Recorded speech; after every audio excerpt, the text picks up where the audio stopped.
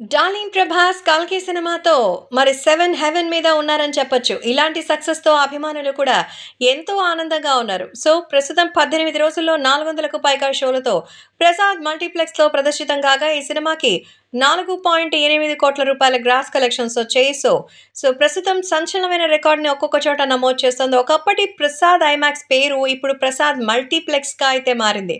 'కల్కి' cinema unanimous positive టాక్‌ని సొంతం చేసుకోవడం వల్లే ఈ స్థాయిలో రికార్డులొస్తున్నాయని నెటిజన్లు కూడా చెప్తున్నారు. 'కల్కి' సినిమాతో ఒక కొత్త ట్రెండ్‌ని సెట్ చేశాడు మన ప్రభాస్. సో, ప్రసాద్ మల్టీప్లెక్స్‌లో ఈ 'కల్కి' సినిమా రికార్డులు బ్రేక్ కావాలంటే చాలా కాలం పడుతుందట. సో, అసలు మామూలు విషయం గాదు. సో, ఇప్పటికే 'కల్కి' సినిమాకి 400కు పైగా షోస్ ప్రసాద్ మ్యాక్స్‌లో పడ్డాయి. 1,20,000 ఫుట్‌ఫాల్స్‌తో ఈ సినిమా సంచలనం సృష్టించినట్టుగా అయితే తెలుస్తోంది. సో, మరి ప్రసాద్ మ్యాక్స్‌లో ఈ రేంజ్ మరి బీట్ రావాలంటే ఇంకో సినిమా రావాల్సిందే. టికెట్ రేట్లు పెరగడం కూడా 'కల్కి' సినిమాకు ప్లస్ అయిందని తెలుస్తోంది. సో, ఇంకా కొద్ది రోజుల పాటు ఈ హవా అయితే కొనసాగుతూనే ఉంటుంది.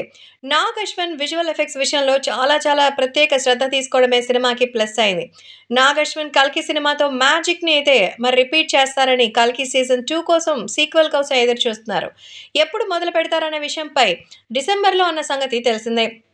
కాబట్టి ఏది ఏమైనా కర్ణుని పాత్రలో అయితే మన ప్రభాస్ ఎలా కనిపిస్తారా అని ఎదురు చూడడానికి అభిమానులు కూడా ఎదురు చూస్తున్నారు.